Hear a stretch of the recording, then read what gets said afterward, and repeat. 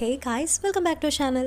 ഇന്ന് നമ്മൾ കാണാൻ പോകുന്നത് ദ പൊട്ടേറ്റോ ലാബ് എന്ന് പറയുന്ന കൊറിയൻ ഡ്രാമയുടെ 4th എപ്പിസോഡാണ്. ഇതിനു മുമ്പുള്ള എപ്പിസോഡ്സൊക്കെ നമ്മൾ ഓൾറെഡി അപ്ലോഡ് ചെയ്തിട്ടുണ്ട്. സോ കാണാത്തവരൊക്കെ വേഗം പോയിട്ട് കാണണേ. അങ്ങനെ നമ്മുടെ ഈ എപ്പിസോഡിൻ്റെ തുടക്കത്തിൽ തന്നെ മീക്കിങ്ങിനെ ബേഖോ അവൻ്റെ ഓഫീസിലേക്ക് വിളിപ്പിച്ചിരിക്കുകയാണ്. ഇനി അടുത്ത കുരിശ് എന്താണോ എന്ന് പറഞ്ഞ് അവൾ എത്തുന്ന സമയത്ത് അവളെ ഈ ജോലിയിൽ നിന്ന് പിരിച്ചു വിട്ടു എന്ന് ബേഖോ പറയുന്നത് കേട്ടിട്ട് അവൾ വളരെയധികം ഷോക്ക്ഡായിട്ട് പോവാണ്. ഇന്നലെ നിങ്ങളുടെ പ്രപ്പോസൽ ഞാൻ റിജക്റ്റ് ചെയ്തതിൻ്റെ ഒരു പ്രതികാരത്തിനാണോ നിങ്ങൾ എന്നെ ഇങ്ങനെ ഫയർ ചെയ്യുന്നതെന്ന് അവൾ ചോദിക്കുന്ന സമയത്ത് ഇപ്പം ഞാനെടുത്ത തീരുമാനത്തിന് എൻ്റെ പേഴ്സണൽ ലൈഫുമായിട്ട് യാതൊരുവിധ ബന്ധവുമില്ലെന്നും ഈ ലാബിൽ വർക്ക് ചെയ്തുകൊണ്ടിരിക്കുന്ന എല്ലാ റിസർച്ചേഴ്സിൻ്റെയും ഇതുവരെ വർക്ക് ചെയ്ത ഡാറ്റ ഒക്കെ എടുത്ത് നോക്കുകയാണെങ്കിൽ മേക്കിംഗ് ആണ് അതിലേറ്റവും പുറകിൽ നിന്നും അവളുടെ ഓവറോൾ ആയിട്ടുള്ള പെർഫോമൻസ് ബാക്കിയുള്ളവരെക്കാളും വളരെ കുറവായതുകൊണ്ടാണ് അവൾ ഈ ജോലിയിൽ നിന്ന് പിരിച്ചുവിടുന്നതെന്നാണ് അവൻ പറയുന്നത്. മാത്രമല്ല, ഈ ഒരു ലാബിൽ കൃത്യമായിട്ട് ഒരു ജോലിയും അവൾക്കില്ലെന്നും അവൻ പറയുന്നുണ്ട്. ഇത് കേൾക്കുന്ന അവൾ ശരിയാണ്, ഒരു പക്ഷേ ഒരു ഓഫീസിൽ അവൾക്ക് കൃത്യമായിട്ടൊരു ജോബ് ഇല്ലെങ്കിലും അവളെ കൊണ്ട് പറ്റുന്ന രീതിയിൽ അവൾ എല്ലാവരെയും തന്നെ മാക്സിമം ഹെൽപ്പ് ചെയ്യാറുണ്ട്. ബാക്കിയുള്ള ഫാമേഴ്സിനൊക്കെ ഈ പൊട്ടേറ്റോനെ എങ്ങനെ വളർത്തണം, എങ്ങനെ കൃഷി ചെയ്യണം, അങ്ങനെയൊക്കെ ഒരുപാട് ക്ലാസ്സുകൾ എടുത്ത് കൊടുക്കാറുണ്ട്. പിന്നെ കുറേ വെറൈറ്റി പൊട്ടേറ്റോസിനെ ബ്രീഡ് ചെയ്യാറുണ്ട് എന്നൊക്കെ അവൾ പറയുമ്പോൾ നിന്റെ എംബിഷൻ എന്താണെന്ന് ബേഖോ അവളോട് ചോദിക്കുന്നുണ്ട്. ആ സമയത്ത് തൻ്റെ പേരിൽ അവൾ എന്നെ ബ്രീഡ് ചെയ്തെടുത്ത ഒരു പുതിയ വെറൈറ്റി പൊട്ടേറ്റോനെ കണ്ടുപിടിക്കലാണ് അവളുടെ ആഗ്രഹം എന്നൊക്കെ അവൾ പറയുന്ന സമയത്ത് അവൾ ശരിക്കും ഹാർഡ് വർക്കിംഗ് ആണ് എന്ന കാര്യം അവന് മനസ്സിലാകുന്നുണ്ട്. പക്ഷെ അവരുടെ കമ്പനിയുടെ റൂൾസൊക്കെ വെച്ച് അവന് വേറൊന്നും ചെയ്യാനും പറ്റാത്തൊരവസ്ഥയിലാണ് അവന് നിൽക്കുന്നത്. അപ്പം അതുകൊണ്ട് ഉടനെ തന്നെ നീ റിസൈൻ ചെയ്ത് പോകണ്ടാന്നും ടൈം എടുത്ത് പയ്യെ പോയാൽ മതി എന്നും പറയുമ്പോൾ അതും കേട്ട് വളരെയധികം ഡിപ്രസ്ഡ് ആയിട്ട് അവൾ അവിടെ നിന്ന് പോവാണ്. നേരെ പോയി കാറിലിരുന്നിട്ട് ഇനി എന്ത് ചെയ്യുമെന്ന് ആലോചിച്ച് വളരെയധികം വിഷമിച്ചിരിക്കുന്ന അവളെ ബേഖോ മോളിൽ നിന്ന് നോക്കുന്നുണ്ടായിരുന്നു. അങ്ങനെ അന്ന് വൈകുന്നേരം മീക്കിങ്ങിൻ്റെ അനിയനും അവളുടെ ബെസ്റ്റ് ഫ്രണ്ടായിട്ടുള്ള ഒങ്ജുവും കൂടിയിട്ട് മീക്കിങ് വല്ല ബിസിനസ് ട്രിപ്പിനെങ്ങാനും പോയോ എന്ന് ചോദിച്ച് ബേഖോയുടെ അടുത്തേക്ക് വരാണ്. ഇത്രയും ലേറ്റ് നൈറ്റ് ആയിട്ടും മീക്കിങ് ഇതുവരെ എവിടേക്ക് വന്നിട്ടില്ലെന്നും എന്തെങ്കിലും പ്രശ്നം ഉണ്ടായോ, ഓഫീസിൽ എന്തെങ്കിലും പ്രോബ്ലം ഉണ്ടായോ എന്നൊക്കെ അവർ ചോദിക്കുന്ന സമയത്ത് ഒന്നും ഉണ്ടായിട്ടില്ലെന്ന് ബേഖോ പറയുന്നില്ലെങ്കിലും രാവിലെ തന്നെ അവളുടെ ജോലി പിരിച്ചുവിട്ടു എന്ന ഒരു കാര്യം അവൾക്ക് മെൻ്റലി വളരെയധികം ഡൗൺ ആക്കിയെന്നും അവൾ വളരെയധികം വെറീഡായിട്ടാണ് അവിടെ വിട്ട് പോയതെന്നും അറിയുന്ന ബേഖോ പിന്നീട് അവളെ പറ്റി ആലോചിച്ച് വളരെയധികം ടെൻസ്ഡ് ആവാണ്.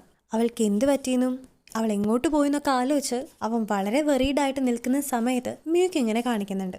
അവൾ ഒരു മോങ്കിൻ്റെ ടെമ്പിളിലേക്കാണ് ഇപ്പോൾ പോയിരിക്കുന്നത്. ജീവിതത്തിൽ ഇങ്ങനെ എന്തെങ്കിലും പ്രശ്നങ്ങളൊക്കെ വരുമ്പോൾ അവൾക്ക് വിഷമങ്ങളും വേദനകളൊക്കെ വരുന്ന സമയത്ത് അവൾ ഈ ഒരു ടെമ്പിളിലേക്ക് വരുന്നത് അവളുടെ ഒരു പതിവ് തന്നെയായിരുന്നു. അതിലും ഉപരി ഈ ഒരു ടെമ്പിളിലേക്ക് വരാനായിട്ട് മ്യൂക്ക് ഇങ്ങനെ വേറൊരു കാരണം കൂടിയുണ്ട്. ആ ടെമ്പിളിലെ മോങ്കായിട്ട് നിൽക്കുന്നത് അവളുടെ തന്നെ അച്ഛനായിരുന്നു. അങ്ങനെ ആ ഒരു മോങ്കിനെ കണ്ട് അവളുടെ വിഷമങ്ങളെ പറ്റിയിട്ടൊന്നും പറയുന്നില്ലെങ്കിലും പുള്ളിക്കാരനോട് കുറേ നേരം സംസാരിച്ചിരിക്കുമ്പോൾ തന്നെ അവളുടെ മൈൻഡൊക്കെ ഒന്ന് റിലാക്സ്ഡ് ആകുന്നുണ്ട്. സത്യം പറഞ്ഞാൽ അതിനുവേണ്ടി തന്നെയാണ് അവൾ അങ്ങോട്ടേക്ക് പോയതും. അങ്ങനെ പിന്നീട് മോങ്ക് കൊടുത്ത ഒരു ഡിഷുമായിട്ട് അവൾ തിരിച്ച് വീട്ടിലേക്ക് എത്തുന്നുണ്ട്. ആ സമയത്ത് നീ ടെമ്പിളിലേക്കല്ലേ അച്ഛനെ കാണാനായിട്ടല്ലേ പോയതെന്ന് അനിയനും മനസ്സിലാക്കുന്നുണ്ട്.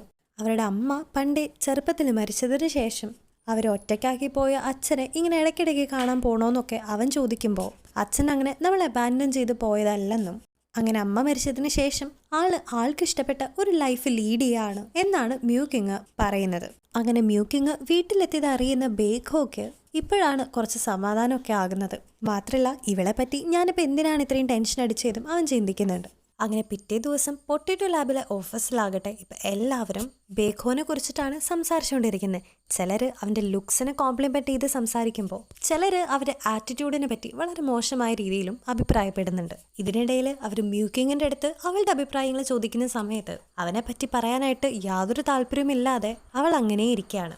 അങ്ങനെ പിന്നീട് അവനോട് ഒരു പ്രാവശ്യം കൂടി ജോലിയുടെ കാര്യം സംസാരിച്ച് നോക്കാനായിട്ട് അവൾ അവൻ്റെ ഓഫീസിലേക്ക് പോകുമ്പോൾ അവൾ വളരെ അട്രാക്റ്റീവായിട്ട് കാണിക്കാനായിട്ട് കഷ്ടപ്പെട്ട് കുറേ എക്സ്പ്രഷനൊക്കെ ഇടുന്നുണ്ടെങ്കിലും അവനാകട്ടെ അതൊന്നും തന്നെ മൈൻഡ് ചെയ്യാനും കൂട്ടാക്കുന്നില്ല.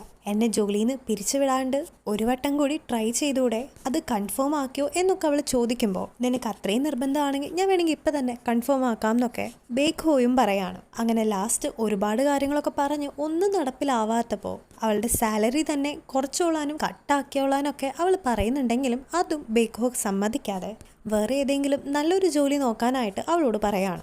അങ്ങനെ ഇനി ഇവനോട് പറഞ്ഞിട്ട് യാതൊരു കാര്യവും ഇല്ലെന്നും ഇവൻ ഒരിക്കലും ഇനി അവളെ ജോലിക്ക് എടുക്കില്ല എന്ന് മനസ്സിലാക്കിയിട്ട് അവളുടെ ഫ്രണ്ട്സിൻ്റെ അടുത്തൊക്കെ ഈ ഒരു പൊട്ടേറ്റോ കൾച്ചർ ചെയ്യുന്ന ഏതെങ്കിലും ലാബുകളെ പറ്റിയിട്ടും അങ്ങനത്തെ ജോലികളെ കുറിച്ചൊക്കെ അന്വേഷിക്കുന്ന സമയത്ത് അവർക്ക് ഡൗട്ട് ആവുന്നുണ്ടെങ്കിലും അത് അവളുടെ ഒരു ഫ്രണ്ടിന് വേണ്ടിയാണെന്ന് അവളും എക്സ്ക്യൂസ് പറയുന്നുണ്ട്.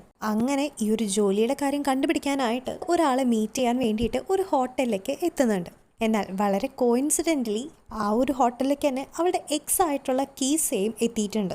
ഇപ്പോൾ ഡൈവോഴ്സിൻ്റെ പ്രൊസീജിയേഴ്സൊക്കെ നടക്കുന്ന അവൻ്റെ ഭാര്യയായിട്ടുള്ള ഹീജിൻ ആ ഒരു ഹോട്ടലിൽ ഉണ്ടെന്നും അവളെ ഒന്ന് കാണണം എന്നൊരർത്ഥത്തിലാണ് അവൻ എത്തുന്നതെങ്കിലും അവളുടെ സമ്മതമില്ലാതെ ആ ഒരു ഹോട്ടലിലേക്ക് അവന് കയറാൻ പറ്റില്ല എന്ന് പറയുന്നുണ്ട്. അവൻ അവിടുത്തെ ഗസ്റ്റ് ഹാളിൽ ഇരിക്കുകയാണ്. അവിടെ വെച്ച് തന്നെയാണ് മ്യൂക്കിങ്ങും ആ ജോലിയുടെ കാര്യം സംസാരിക്കാനായിട്ടുള്ള ആളും ഇരിക്കുന്നത്. മ്യൂക്കിങ് അവനെ കാണാത്തതുകൊണ്ട് അവൾ എന്തൊക്കെ കാര്യങ്ങൾ പറയണേന്ന് കേൾക്കാനായിട്ട് കീസെ അവളുടെ അടുത്ത് ചെന്ന് ഇരിക്കുന്നുണ്ട്. മ്യൂക്കിങ് ആകട്ടെ അയാളോട് ഈ പൊട്ടേറ്റോ റിസർച്ചുമായിട്ട് ബന്ധപ്പെട്ട് അവൾക്ക് എന്തെങ്കിലും ജോലികൾ ഉണ്ടാവോ, ഇപ്പോൾ അവൾ റിസൈൻ ചെയ്യാൻ പോവാണെന്നൊക്കെ പറയുമ്പോൾ ഈ ഒരു ഫീൽഡിലേക്ക് മാത്രമായിട്ട് അവൾക്ക് ഒരിക്കലും ഒരു വേക്കൻസി കിട്ടില്ല എന്നും ഇനി അഥവാ എന്തെങ്കിലും ഉണ്ടെങ്കിൽ ഞാൻ അന്വേഷിച്ചിട്ട് നിങ്ങളെ ഇൻഫോം ചെയ്യാമെന്ന് പറഞ്ഞ് അയാൾ അവിടെ നിന്ന് പോവാണ്. ഇതെല്ലാം ഒളിഞ്ഞിരുന്ന് കേട്ട കീസെ ആകട്ടെ ഈ സമയം അവളുടെ അടുത്തേക്ക് വന്നിട്ട് ബേഖോ നിന്നെ പിരിച്ചുവിട്ടല്ലേ, അവൻ അങ്ങനെയാണ്, ഒരു കണ്ണിച്ചോരയില്ലാത്ത മനുഷ്യനാണ് എന്നൊക്കെ കുറെ കുറ്റങ്ങളൊക്കെ പറയുന്നുണ്ട്. മാത്രമല്ല അവൻ വിചാരിച്ചു കഴിഞ്ഞാൽ ആ ഒരു തീരുമാനം മാറ്റാമെന്നും അവൾക്ക് ആ ഒരു പൊട്ടേറ്റോ ലാബിൽ തന്നെ കണ്ടിന്യൂ ചെയ്ത്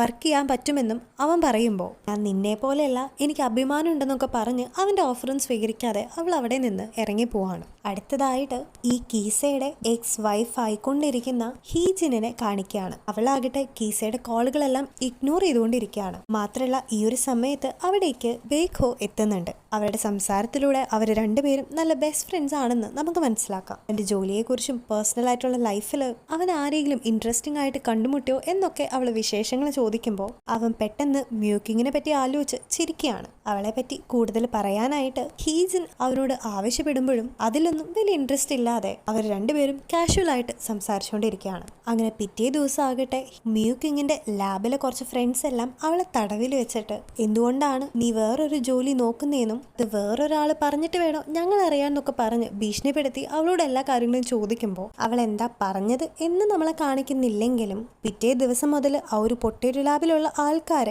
ബേഖോയോട് എങ്ങനെയൊക്കെ ബിഹേവ് ചെയ്യുമെന്ന് കാണുമ്പോൾ അവൾ എന്തൊക്കെയാ പറഞ്ഞു കൂട്ടിയെന്ന് നമുക്ക് ഊഹിക്കാനായിട്ട് പറ്റും. എന്തിനു പറയുന്നു, അവന്റെ കാറിന് പോലും നല്ല അസല് പണി കൊടുത്തിട്ടുണ്ട്. അവിടുന്ന് കട്ട് ചെയ്ത് ഇപ്പൊ മ്യൂക്കിങ്ങിന്റെ വീട്ടില് അവളുടെ അനിയൻ ഒരൊച്ച കേട്ട് പേടിച്ച് വരുമ്പോൾ അത് ഒങ്ജു അവൾക്കിപ്പോൾ പുതിയൊരു സീരീസിന്റെ റൈറ്റപ്പ് കിട്ടിയൊരു സന്തോഷത്തില് എക്സൈറ്റഡ് ആയിട്ട് നിലവിളിച്ചതാണെന്ന് അവൾ പറയാണ്. ഒരു റൈറ്റർ ആയിട്ടുള്ള അവൾക്ക് അങ്ങനെ ഒരു ഓപ്പർച്യൂണിറ്റി വലിയൊരു കാര്യം ആയതുകൊണ്ട് അന്നത്തെ ദിവസം സെലിബ്രേറ്റ് ചെയ്യാനായിട്ട് അവരൊന്ന് ഔട്ടിങ്ങിന് പോകുന്നുണ്ട്. അങ്ങനെ ഒങ്ജുവിനെ കൂട്ടിയിട്ട് ബീച്ചിലേക്ക് എത്തുന്ന നമ്മുടെ മ്യൂക്കിങ്ങിന്റെ അനിയനാകട്ടെ കുറച്ച് ഡ്രിങ്ക്സ് എല്ലാം വാങ്ങിക്കാനായിട്ട് പോകുന്ന ഗ്യാപ്പിൽ ഒങ്ജു അവിടെ ഉണ്ടായിരുന്ന 2-3 സ്വിമ്മേഴ്സ് ആയിട്ട് കമ്പനി ആയിട്ട് അവരുമായിട്ട് ഡ്രിങ്ക്സ് എല്ലാം കഴിച്ചുകൊണ്ടിരിക്കുകയാണ്. ഇത് കണ്ട് ദേഷ്യം വന്ന് അവൻ അവളുടെ അടുത്തേക്ക് ചെന്നിട്ട് ഹണി നീ എന്നോട് ഒരിക്കലും ഇങ്ങനെയൊന്നും ചെയ്യാൻ പാടില്ല, നമ്മൾ ഇപ്പോഴല്ലേ വീണ്ടും അടുത്തേ, ഇനി നീ ഇതുപോലുള്ള ആൾക്കാരുമായിട്ട് മിണ്ടി കണ്ടിരുന്ന അവര് എനിക്ക് ഒരു ഹ്യൂജ് എമൗണ്ട് കോമ്പൻസേഷൻ ആയിട്ട് തരേണ്ടി വരും എന്നൊക്കെ പറഞ്ഞിട്ട് അവൻ അവരെല്ലാം ഓടിച്ചു വിടാണ്. ഇതിലൂടെ തന്നെ ഒങ്ജുവിന്റെ കാര്യത്തിൽ അവൻ ഇത്തിരി ജലസിയൊക്കെ ഉണ്ടെന്ന് നമുക്ക് മനസ്സിലാവാം. അങ്ങനെ അടുത്ത ദിവസം ഓഫീസിലാകട്ടെ എല്ലാവരും കൂടി ഒരു മീറ്റിംഗ് ഉണ്ടെന്നൊക്കെ പറഞ്ഞ് കുറെ ഫുഡുമായിട്ട് അവരുടെ മീറ്റിംഗ് റൂമിലേക്ക് വരുമ്പോൾ അവിടെ ബേഖോ ഇരിക്കുന്നത് കണ്ട് അവർ കയറിയ റൂം തെറ്റിയതാവെന്ന് വിചാരിച്ച് അവർ പുറത്തേക്ക് പോയിക്കൊണ്ടിരിക്കുന്നതിന്റെ ഇടയിലാണ് അവർക്ക് തെറ്റിയതല്ല അത് തന്നെയാണ് മീറ്റിംഗ് റൂം എന്ന് അവർ ആലോചിക്കുന്നത്. കാര്യം എന്താന്ന് വെച്ച് കഴിഞ്ഞാൽ ഇവരുദ്ദേശിച്ച മീറ്റിംഗ് എന്ന് പറയുന്നത് കുറെ ഫുഡെല്ലാം കഴിച്ച് കുറെ സംസാരിച്ച് ഡ്രിങ്ക്സ് എല്ലാം അടിച്ചിരിക്കുന്ന ഒരു ഫ്രണ്ട്ലി മീറ്റിംഗ് ആണെങ്കിലും ബേഖോ വന്നിരിക്കുന്നത് ഒരു ഒഫീഷ്യൽ മീറ്റിങ്ങിനായിട്ടാണ്.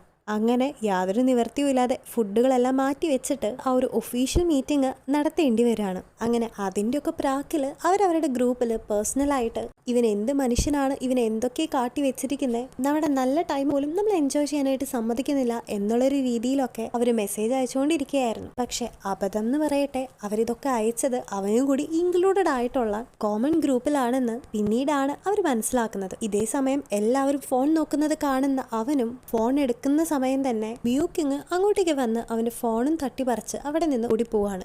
അവൾ നേരെ കയറുന്നത് ലേഡീസ് വാഷ്റൂമിലായതുകൊണ്ട് അവൻ അവളെ ഫോളോ ചെയ്ത് അവിടേക്ക് കയറാനായിട്ട് പറ്റിയില്ല. ഈ ഒരു സമയം കൊണ്ട് തന്നെ അവളുടെ ഒരു കോവർക്കർ ആ ഒരു ഗ്രൂപ്പിലേക്ക് അയച്ച മെസ്സേജസ് എല്ലാം അവൾ ഡിലീറ്റ് ചെയ്ത് കളയുന്നുണ്ട്. എന്നിട്ട് തിരിച്ച് സോറി, ഞാൻ എൻ്റെ ഫോണാണെന്ന് കരുതിയിട്ടാണ് നിങ്ങളുടെ ഫോൺ എടുത്തുകൊണ്ട് പോയെന്നൊക്കെ പറഞ്ഞ് അവൾ എസ്കേപ്പ് ചെയ്യാനായിട്ട് നോക്കുമ്പോഴേക്കും അപ്പോഴാണ് കമ്പ്യൂട്ടറിലും ഈ ഒരു മെസ്സേജ് വന്നിട്ടുണ്ടാവും എന്നുള്ള കാര്യം അവൾ ഓർക്കുന്നത്. വേഗം തന്നെ അവൻ്റെ ഓഫീസ് റൂമിൽ പോയിട്ട് കമ്പ്യൂട്ടർ ഓപ്പൺ ചെയ്ത് ആ ഒരു മെസ്സേജ് നോക്കാൻ ട്രൈ ചെയ്യുമ്പോൾ അവൾക്ക് അതിന് പറ്റുന്നുണ്ടെന്നില്ല. ഈ സമയത്ത് അവൻ ആ ഒരു റൂമിലേക്ക് കയറി വരികയും അങ്ങനെ ഞങ്ങളുടെ ഗ്രൂപ്പിൽ അവൾ തന്നെ ബേഖോയ്ക്ക് എതിരായിട്ട് ഒരു മെസ്സേജ് ഇട്ടത് ഡിലീറ്റ് ചെയ്യാനായിട്ടാണ് അവൾ ഈ കിടന്ന് കഷ്ടപ്പെടുന്നതെന്നുള്ള കാര്യം അവൾ പറയുന്നുണ്ട്. പക്ഷെ യഥാർത്ഥത്തിൽ അവളായിരുന്നില്ല, അവളുടെ ഒരു കോവർക്കറാണ് ആ ഒരു മെസ്സേജ് ഇട്ടത്. എന്നാലും അവൾ ആ ഒരു ബ്ലെയിം അവളുടെ മേത്തേക്ക് തന്നെ ഏറ്റെടുക്കുകയാണ് ചെയ്തത്. അങ്ങനെ ഈ സമയം നീ എന്തെങ്കിലും കാണിക്ക് എന്ന് പറഞ്ഞിട്ട് അവന്റെ പാസ്വേഡ് അവൾക്ക് പറഞ്ഞു കൊടുക്കുന്നുണ്ട്. അങ്ങനെ അവൾ ആ ഒരു മെസ്സേജ് ഡിലീറ്റ് ചെയ്യാണ്. അങ്ങനെ അന്ന് രാത്രി അവർ വീട്ടിലെത്തി കിടന്നുറങ്ങുന്ന സമയത്ത് ശക്തമായിട്ടുള്ള കാറ്റും മഴയൊക്കെ പെയ്യുന്നത്